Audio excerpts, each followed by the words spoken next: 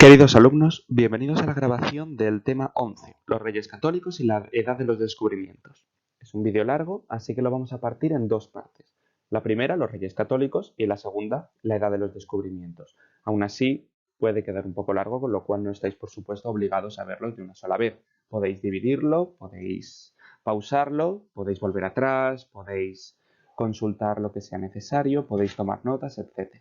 Esto intenta imitar una clase normal. Están las explicaciones, están los apuntes, están las definiciones, pero con la ventaja de que podéis regularos el ritmo. Muy importante también, si os surge cualquier duda, por favor no dejéis de escribirme, eso es muy importante.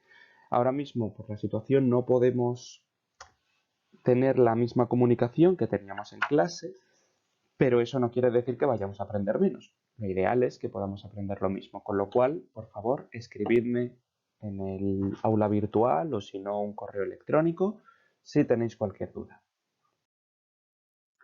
En clase ya habíamos comenzado a ver el tema, con lo cual podemos ir un poco más rápido por la primera parte.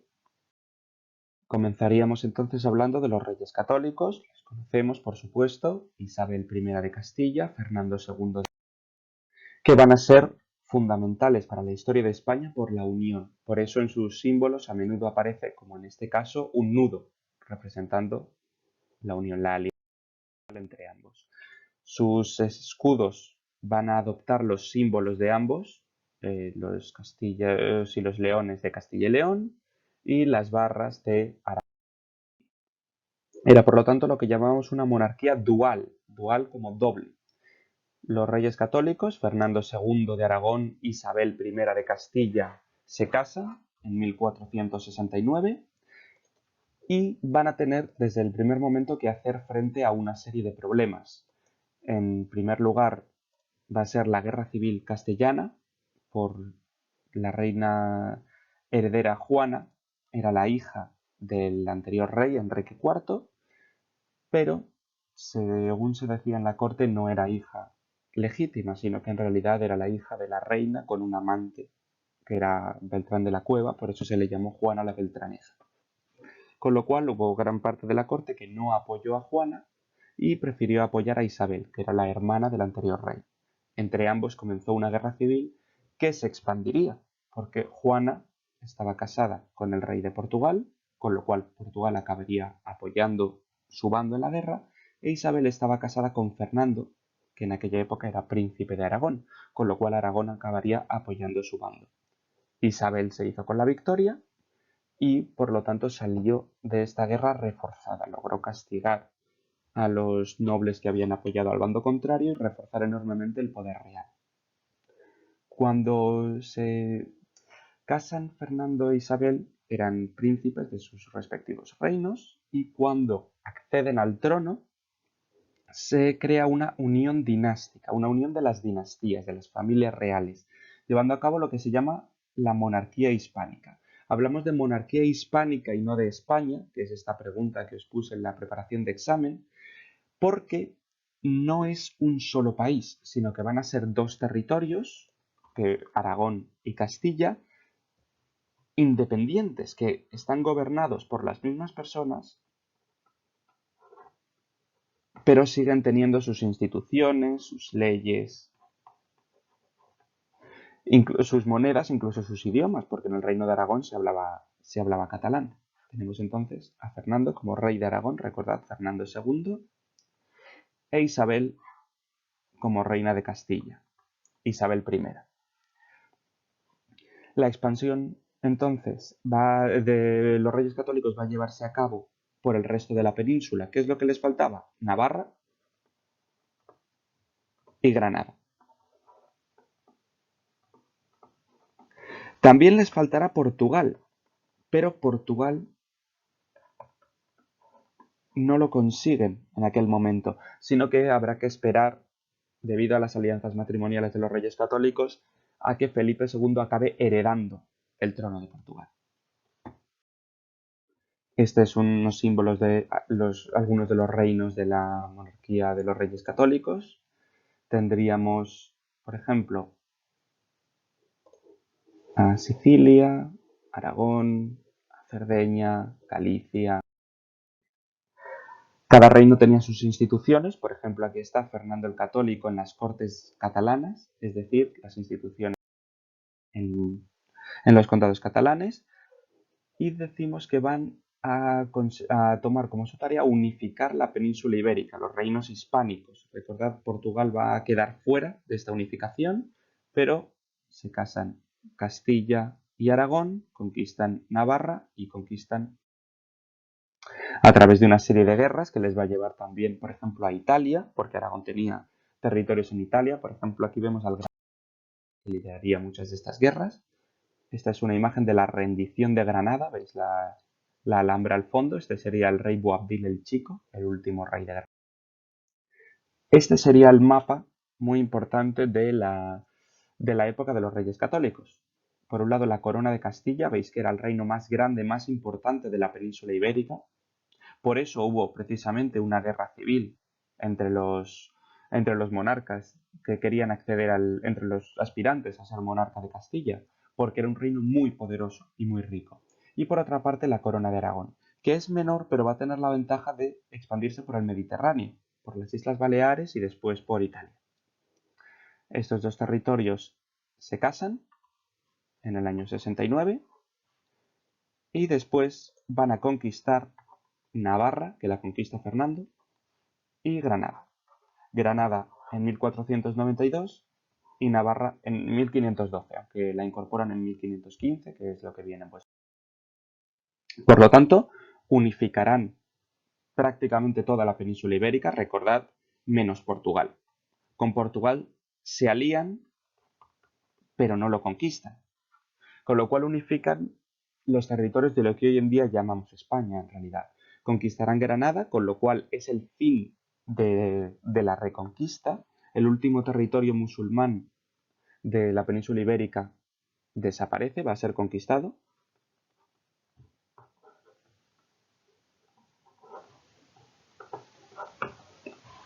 Conquistarán Navarra, este era un territorio cristiano, pero aún así por diferencias entre los monarcas acabará siendo conquistado también, y llevarán a cabo alianzas matrimoniales con Portugal, que llevarán en la época de Felipe II a que estos reinos se unifiquen. Durante un tiempo, luego se separan, evidentemente. Estas alianzas matrimoniales van a ser muy importantes, van a tener también alianzas matrimoniales con los ingleses, con el imperio alemán, con los flamencos. Una parte muy importante de la política de los reyes católicos va a ser la política exterior, las relaciones internacionales. Por ejemplo, la creación de embajadas. Esta es la embajada más antigua del mundo, creada por los reyes católicos en el Vaticano, para tratar con el Papa. A día de hoy, el Palacio de España en Roma, en la Piazza de España, es la embajada de España con el Vaticano y con la Orden de Malta. Tienes aquí el escudo pequeño. Van a tener relaciones con embajadores y diplomáticos de todas partes del mundo. Están recibiendo embajadores del rey de Fez, un territorio del norte de África que acabará siendo conquistado por parte. Van a llevar también una red de espionaje, por ejemplo. Este es un libro de encriptación de mensajes, de creación de códigos secretos que se utilizará en la diplomacia. Van también a actuar mediante la guerra. Esta es una fortaleza italiana en Castelnuovo que sigue la forma de las fortalezas de la época, que estaban hechas para ofrecer mayor fuego de artillería y de mosquetería. Con lo cual, esto sería un esquema de las alianzas que tienen los reyes católicos. Por un lado, el matrimonio entre ambos reinos y matrimonios con, por ejemplo, el Sacro Imperio Romano Germánico, muy importante, el Reino de Inglaterra, también muy importante, con Portugal, y conquistas militares por el sur de Italia y también, aunque no vienen aquí, en territorios del norte de África, de las Islas Canarias y después de América. Por ejemplo, con el Reino de Inglaterra, la hija de los reyes católicos, Catalina de Aragón, se acabará casando con Enrique VIII, que es el que quiso divorciarse de ella y acabó creando la Iglesia anglicana. Y el matrimonio con el Sacro Imperio Romano Germánico hará que el nieto de los reyes católicos, Carlos I de España, acabe siendo también emperador, Carlos V. Y que el bisnieto de los reyes católicos, Felipe II, acabe siendo rey de Portugal. y rey de Inglaterra durante un pequeño periodo de tiempo. Van a expandirse por Italia. Estos son la llegada de los almogávares. Se expandirán por el norte de África. Aquí, por ejemplo, conquistan Orán, una pequeña ciudad en el norte de África. Este es el cardenal Cisneros, uno de los grandes consejeros de los reyes católicos. Era cardenal, es decir, era miembro de la iglesia. Este es su escudo, que por cierto a día de hoy es el escudo de la Universidad de Alcalá de Henares, porque la fundó el cardenal Cisneros. Conquistarán Melilla. Este es Pedro de Estopiñán y Virués, un hombre muy curioso. Él era contable, pero su barco fue capturado por los piratas y él se resistió, acabó luchando contra el capitán pirata, le tiró al agua y logró que los piratas se rindieran y descubrió que le gustaba más ser conquistador que contable, así que se hizo guerra. Y aquí vemos, por supuesto, llegando a América. Vemos desembarcando en América con la señal de la cruz y con los estandartes de los reyes. Catalina de Aragón, hija de los reyes católicos, que acabará siendo reina de Inglaterra, esposa de, precisamente, Enrique VIII, al que conocemos como el creador del anglicanismo. Esta es Juana I de Castilla, es archiduquesa de Austria, duquesa de Borgoña, reina de Castilla y Aragón, que va a ser la heredera de los reyes católicos, por eso va a ser reina de Castilla y Aragón. Y todo esto va a ser porque se casa con Felipe I, Felipe el Hermoso, que va a ser el padre, y Juana la madre, por supuesto, de Carlos I, que heredará todos estos territorios y por eso acabará teniendo lo que conocemos como el Imperio Español, un imperio inmenso. Este sería el árbol genealógico de los reyes católicos. Está en inglés, pero no creo que nos cause muchos problemas. Entonces vemos aquí los dos. Cómo uno de sus hijos se casa con una princesa austríaca, luego su hija se casará con Felipe I de Borgoña, Felipe el Hermoso, y su hijo será Carlos I, el emperador. Como vemos, una de sus hijas se casa con Alfonso I de Portugal, y una de sus hijas, Catalina, se casará con Arturo y después con Enrique VIII de Inglaterra. Con lo cual van a estar emparentados con las grandes casas nobles de todos los principales reinos. ¿Por qué se hacía esto? Para reforzar las alianzas. Se considera que de esta forma era más difícil que dos reinos fueran a ir a la guerra, o era más fácil que, en caso de guerra con otro territorio, era más fácil que estos reinos les ayudaran. Aún así hubo guerras entre ellos, por ejemplo, ya hemos visto las guerras que hubo con Portugal, pero siempre es otro tipo de relaciones. Era una de las principales formas de relación internacional de la época. Con lo cual, aquí vemos los territorios dominados por los reyes católicos, en rosa los territorios que conquistan los reyes católicos, incluyendo América. Vemos que dominaban también territorios en el norte de África, las Islas Canarias, y en verde están aquellos territorios con los cuales los reyes católicos van a tener alianzas matrimoniales. El Sacro Imperio Romano Germánico no está coloreado en verde porque el emperador era elegido entre distintas personas, pero estaban emparentados con la Casa de Austria, que eran los que gobernaban el imperio, con lo cual en la práctica estaban emparentados con ellos. Vemos con lo cual que se habían extendido muchísimo en sus relaciones. Y, por ejemplo, vemos que otros territorios, en este caso Ceuta, la parte más amplia de Ceuta, está en verde porque en aquella época era de Portugal. Vemos en amarillo los territorios cristianos, que son más fáciles de aliarse con los reyes católicos, y en azul los territorios musulmanes, que eran vistos en gran medida como los enemigos. Tenemos aquí la política exterior de los reyes católicos. Recordad, siempre que hablamos de política exterior, estamos hablando de relaciones internacionales.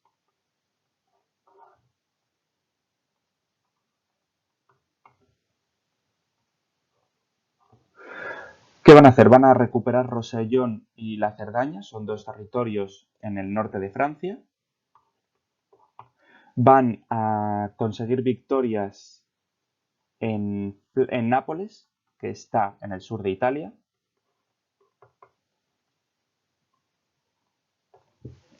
Van a conquistar Melilla, Orán, Argel y Bujía, que están, por supuesto, en el norte de África.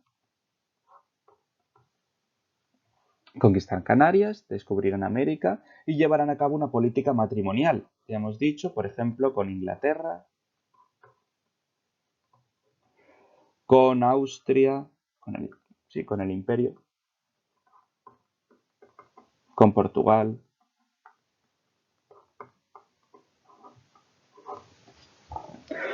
La victoria sobre Nápoles se hizo sobre todo para tener a raya a sus grandes enemigos, que van a ser los franceses, y la conquista de los territorios del norte de África va a ser para vigilar el Mediterráneo de los piratas berberiscos. Los berberiscos eran musulmanes del norte de África que se dedicaban a asaltar los barcos que cruzaban por el Mediterráneo. Como Aragón estaba muy expandido por esos territorios, le interesaba que estuvieran limpios de piratas.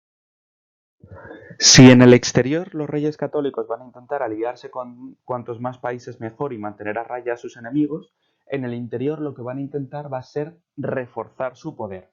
Y para ello, recordad lo que decíamos de la monarquía autoritaria, lo que van a hacer va a ser intentar quitarle el poder a los nobles, que eran quienes desde la Edad Media habían ejercido el poder. Para ello le van a ir quitando las principales fuentes de riqueza, limitando la posibilidad de tener tierras y también la posibilidad de ejercer el poder, por ejemplo, militar. Muy importantes van a ser, por ejemplo, las órdenes militares.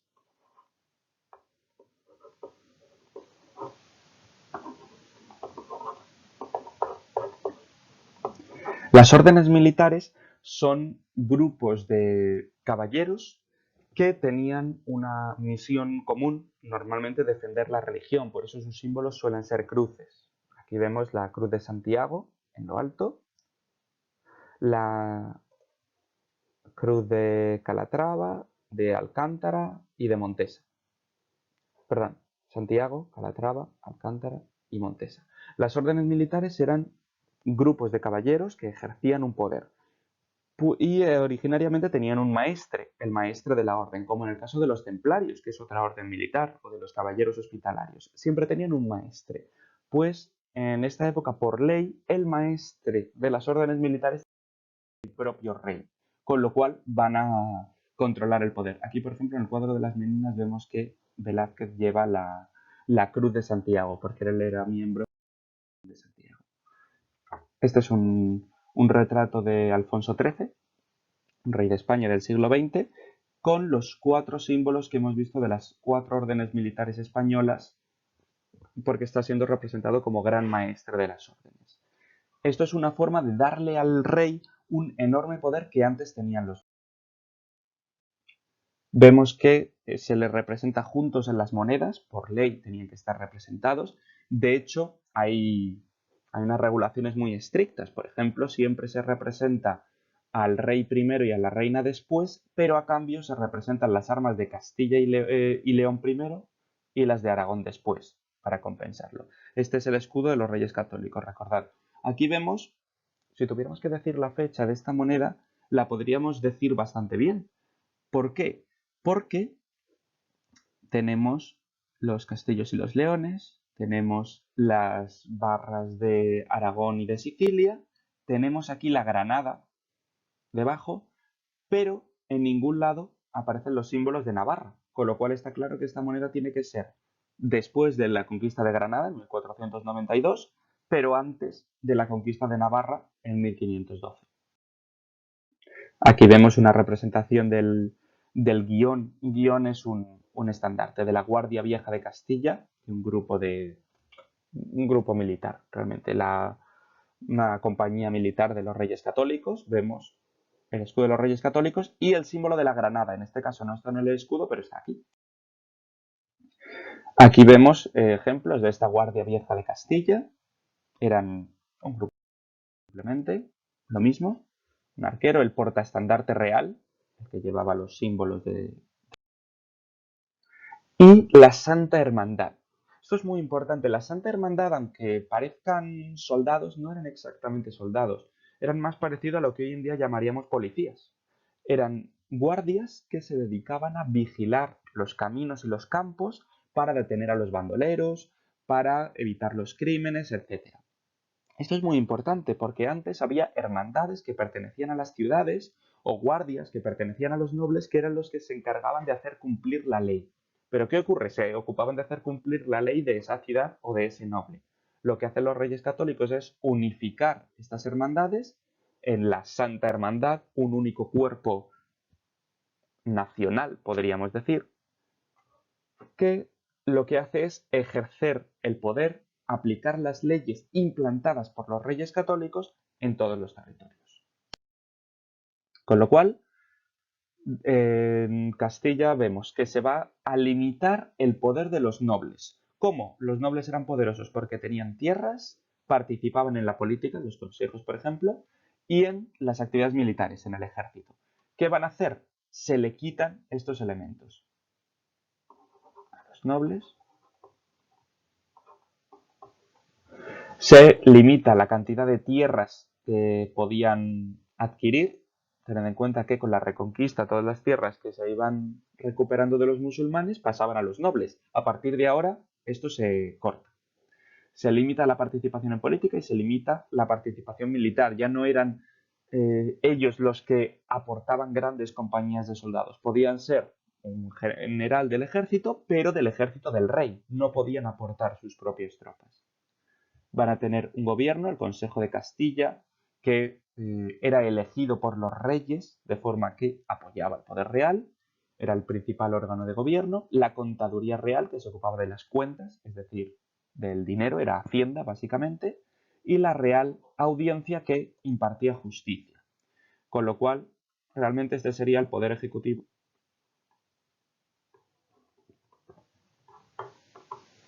Este sería el poder judicial. Y esto sería Hacienda, es decir, el poder económico.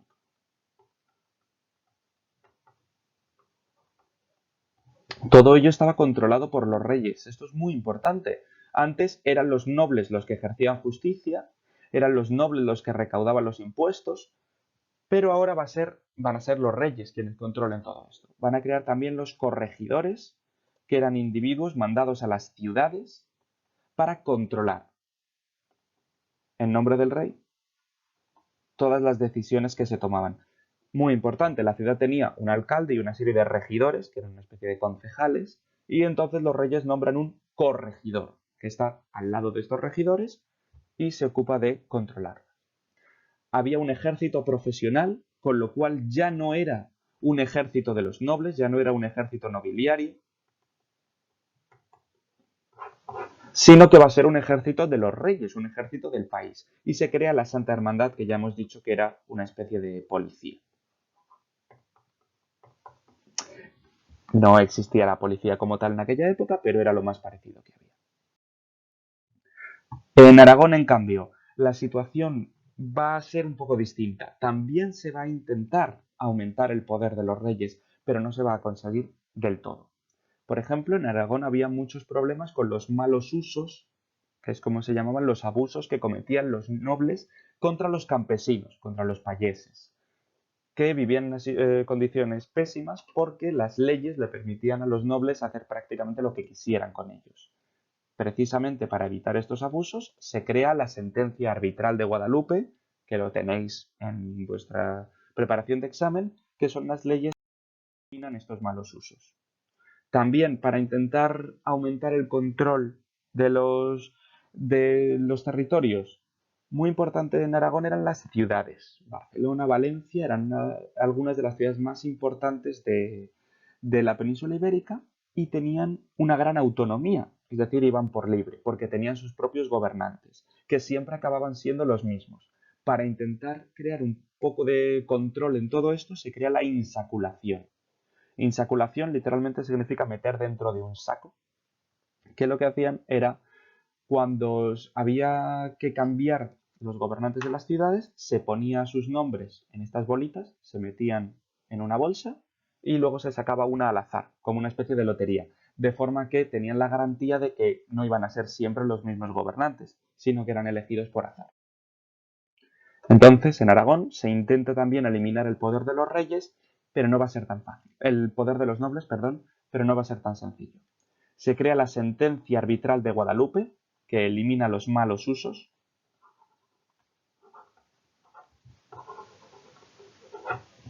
Se crea la insaculación de cargos en las ciudades para aumentar el control de los reyes. Se desarrolla el pactismo. Esto es muy, muy, muy importante. La palabra pactismo viene de pactos. Quiere decir que para gobernar el rey tenía que llegar a una serie de pactos con las autoridades de los distintos territorios. Es decir, en Castilla existía una monarquía autoritaria. En Aragón realmente no. Era una monarquía pactista. No era un sistema de autoritarismo,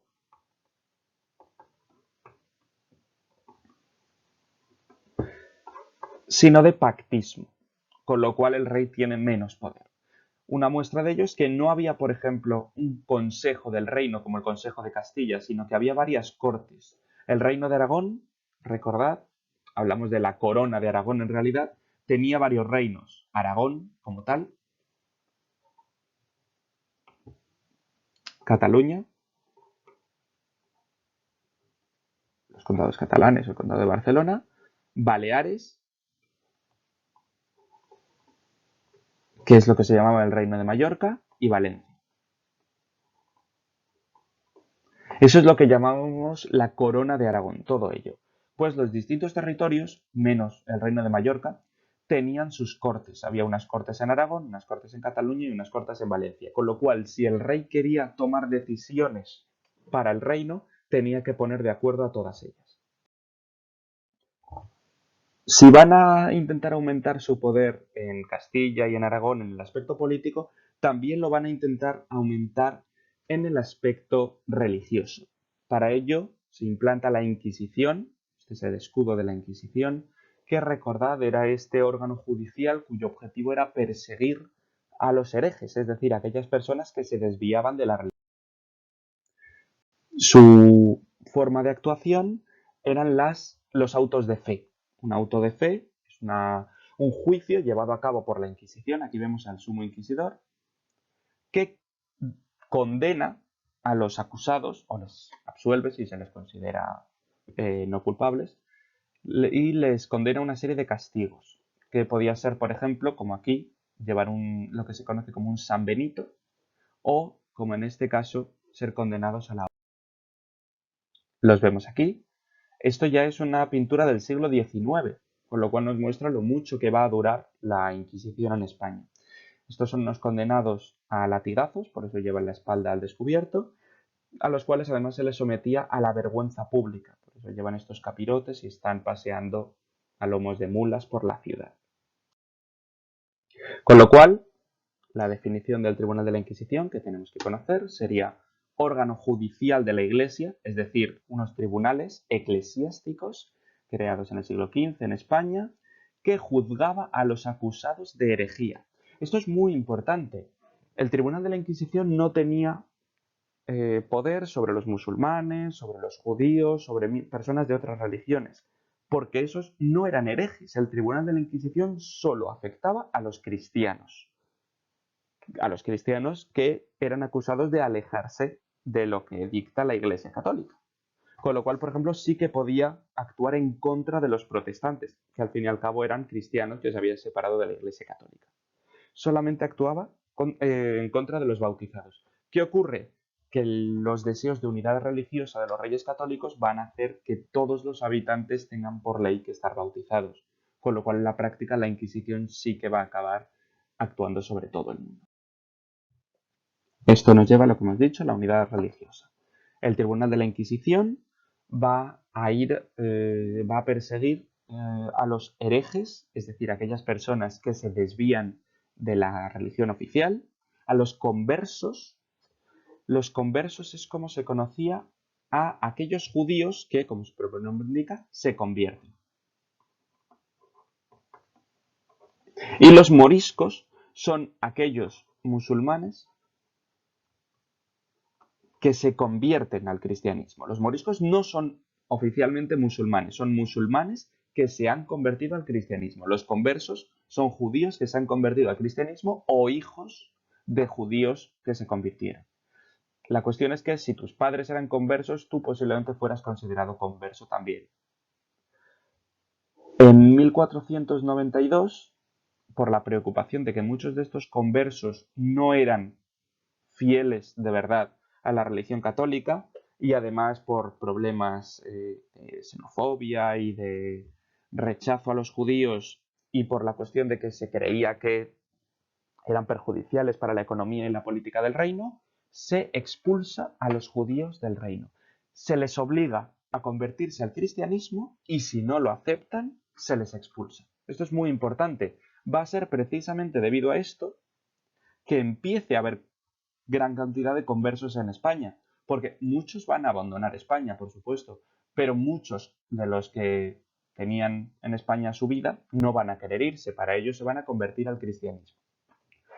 Y en 1502 se hace lo mismo con los musulmanes, se les obliga a convertirse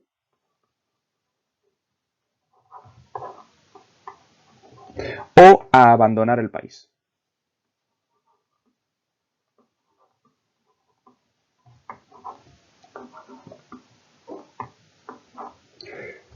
Esto se hace, por supuesto, más tarde de 1492, que es cuando se había conquistado Granada. De hecho, a los habitantes de Granada, que eran musulmanes, se les prometió que se respetaría su religión. Sin embargo, al final, evidentemente, no se cumplió esta promesa y 10 años más tarde de la conquista se les obliga a convertirse o a irse. Muchos, por supuesto, se convierten y pasan a ser lo que se conoce como moriscos. Pero muchos de estos conversos y muchos de estos moriscos seguían llevando a cabo su religión en secreto. Y es precisamente por eso por lo cual la Inquisición va a estar muy activa. Aquí vemos al inquisidor Torquemada declarando delante de los reyes católicos, Fernando e Isabel, con su lema Tanto monta, por la expulsión de los judíos. De hecho, arroja un crucifijo furioso exigiendo que se les expulse cuanto antes de los. Este es el edicto de Granada, por el cual se les expulsa. Está firmado en Granada, lo cual nos indica que ya se había conquistado la ciudad, efectivamente. Es un documento en el cual nos va indicando todo lo que se tiene que hacer y vemos que está firmado, está sellado con el sello de los reyes. Nos dice aquí un fragmento: ordenamos además en este edicto que los judíos y judías, cualquier edad, que residan en nuestros dominios o territorios que partan, con sus hijos e hijas, sirvientas, familiares pequeños o grandes, de todas las edades, al fin de julio de este año, y que no se atrevan a regresar a nuestras tierras, y que no tomen un paso adelante a traspasar, de la manera que si algún judío que no acepte este edicto, si acaso es encontrado en estos dominios o regresa, será culpado a muerte y confiscación de sus bienes. Es decir, se les da un plazo para irse y si vuelven se les confiscarían sus bienes y se les ejecutaría. Este va a ser el camino que van a seguir los judíos. Desde España muchos se van a ir a los territorios musulmanes, que en esta época eran mucho más tolerantes con los judíos que los cristianos. Muchos van a irse también a Polonia, que es donde acaban muchos judíos que van a ser expulsados en esta época, porque vemos que la expulsión de judíos no es algo exclusivo de los reyes católicos, sino que tanto antes como después se les va a ir expulsando de muchos otros territorios. Muchos van a acabar en Polonia, en Holanda y en los territorios musulmanes. De hecho, a día de hoy sigue habiendo población que habla lo que se llama la lengua ladino-sefardí, que es una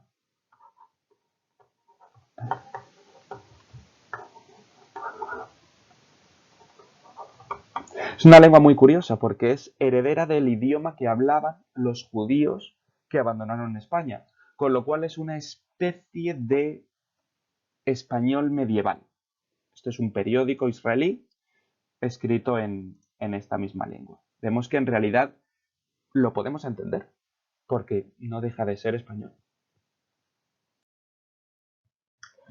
Esta es una imagen de los moriscos. Eran reconocibles porque tienen unas costumbres y unas formas de vestir distintas del resto de la población. Y esto es la principal actividad económica de estos territorios, especialmente de Castilla, que va a ser el pastoreo de ovejas, la ganadería trashumante, que va a estar por la Mesta. La Mesta es la organización de ganaderos, es un gremio. Recordad que habíamos dicho que los gremios eran asociaciones de trabajadores de un mismo oficio, normalmente artesanos o comerciantes. La Mesta va a ser un gremio de ganaderos que va a recorrer los territorios castellanos a lo largo de grandísimos caminos, larguísimos caminos que se llamaban las cañadas, que las que pertenecían al rey eran las cañadas reales, precisamente para permitir el paso de los grandes rebaños, sobre todo de ovejas y cabras. Van a construirse estos puentes para cruzar los ríos, los caminos, etc. Va a ser una organización extraordinariamente poderosa que incluso tenía un ejército propio y tenía su propio escudo de armas, como si fuera una organización noble. Vemos Castillo el León y los animales para representar que era una organización de ganaderos. También había en Castilla industria tradicional, sin electricidad, sin máquinas de vapor, etc. Pero industria, al fin y al cabo, industria más artesanal, que se dedicaba a trabajar con los frutos de esta actividad económica, que era la lana. La ganadería se hacía sobre todo de ovejas, no por su leche y por su carne, que por supuesto también se consumían, sino sobre todo por la lana, que era una materia prima fundamental. Prácticamente todas las ropas de la época estaban hechas de lana. Esto es un batán, donde estos mazos van golpeando la lana para hacerla más. Estas son las rutas que seguían la Mesta, la ganadería trashumante, en Castilla, en Navarra, en Aragón. Veis que se iban moviendo centenares de kilómetros para buscar los mejores pastos en las distintas épocas.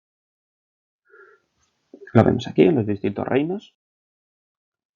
Con lo cual, económicamente, Castilla se dedicaba a la ganadería trashumante, que estaba controlada, como hemos dicho, por la Mesta.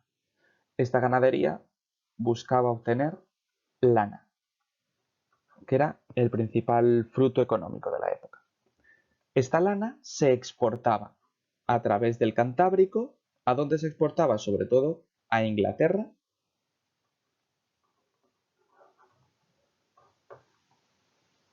y a Flandes,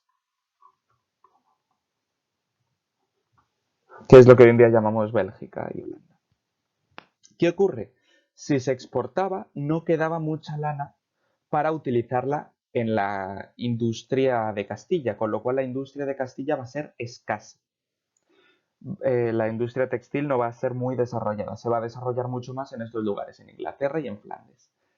La orfebrería y la cerámica se van a desarrollar en algunas zonas. Orfebrería, recordad que es la fabricación de joyas, y va a tener lugar un importante comercio, sobre todo a través de las ferias. Las ferias son mercados itinerantes que se mueven de un lugar a otro y se establecían en las principales ciudades en un determinado momento del año.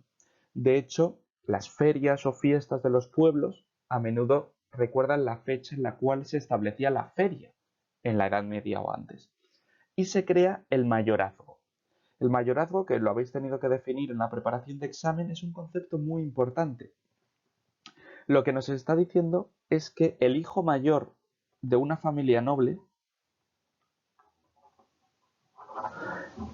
era el que lo heredaba todo, es decir, las tierras, las riquezas, etcétera, todo pasaba al hijo mayor de una familia noble. ¿Qué quiere decir? Estaba prohibido dividirlo, estaba prohibido venderlo, estaba prohibido regalarlo. Los bienes de una familia noble tenían que centrarse en el hijo mayor. Es una forma de proteger los intereses de los nobles y evitar que se distribuyera la riqueza y que nuevas personas accedieran a estos bienes, a estas tierras y demás. Es una forma de controlar que los grandes nobles siguieran siendo siempre los mismos. Entonces, otra definición, recordad las definiciones, tenemos que conocerlas. Ferias, en este caso. Las ferias son mercados itinerantes, es decir, que se mueven de un lugar a otro, de origen medieval, que reunían a comerciantes nacionales o internacionales, es decir, del propio país o del extranjero, durante unas fechas determinadas. Es decir, en un momento concreto llegaba el mercado a la ciudad y después de unos días se iba. Esto sería el mapa que ya conocemos de los territorios de los Reyes Católicos: Castilla, Aragón, Granada, Navarra y Portugal, que no conquistan, pero con el cual se alían mediante un enlace matrimonial. La fecha que viene aquí, de 1479, es 10 años después del matrimonio, pero es cuando se afirma completamente el gobierno de Isabel en Castilla y de Fernando en Aragón, porque es cuando muere el padre de Fernando y se convierte verdaderamente en rey de Aragón, y cuando Isabel gana definitivamente la guerra civil contra los partidarios de Juan. En Cataluña la economía va a ser diferente. En Cataluña y otros territorios del Reino de Aragón va a estar mucho más volcada al comercio, sobre todo al comercio a través del Mediterráneo. Ya hemos visto en el anterior mapa cómo Aragón tenía territorios más allá del mar. Y van a aprovechar este poder marítimo para comerciar, sobre todo en las grandes ciudades como Barcelona. Esta es la lonja de la seda. Una lonja es un mercado y este es, por supuesto, el mercado en el cual se vendían los productos de la seda, los que llegaban de la ruta de la seda desde Asia. Entonces, Aragón, ya hemos dicho, se van a abolir los malos usos con la sentencia arbitral de Guadalupe.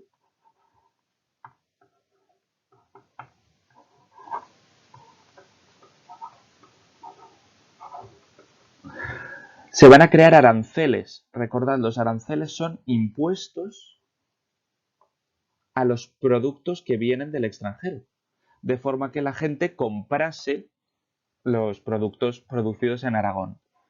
Van a ser importantes las manufacturas textiles, es decir, la industria textil, sobre todo en Cataluña, y el comercio mediterráneo, sobre todo en las ciudades de Barcelona y Valencia.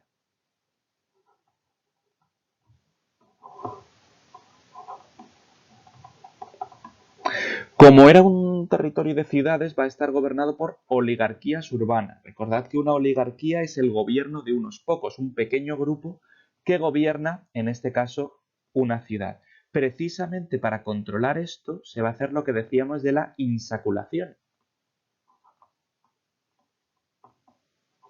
para tratar de tener bajo control a estos cargos. Con esto habríamos terminado el tema. Estas son unas tareas que tenéis que hacer. El test del tema 11, que va a estar, como siempre, en el aula virtual. El comentario de texto de la Concordia de Segovia es un texto original de la época. Vais a ver que está escrito de forma muy extraña porque el castellano ha evolucionado. Y sobre todo va a tener mucho de lo que podríamos llamar faltas de ortografía, pero es porque no se había fijado la ortografía moderna todavía. Así que, bueno, leedlo con cuidado, tratad de entenderlo, habla sobre el tipo de cosas que hemos estado comentando aquí y responded a las preguntas que vienen al final. También está en el aula virtual. Todo ello será como tarde para el miércoles 1 de abril. Por supuesto, si tenéis cualquier problema, como siempre, me podéis escribir a mi correo electrónico, que lo tenéis todos.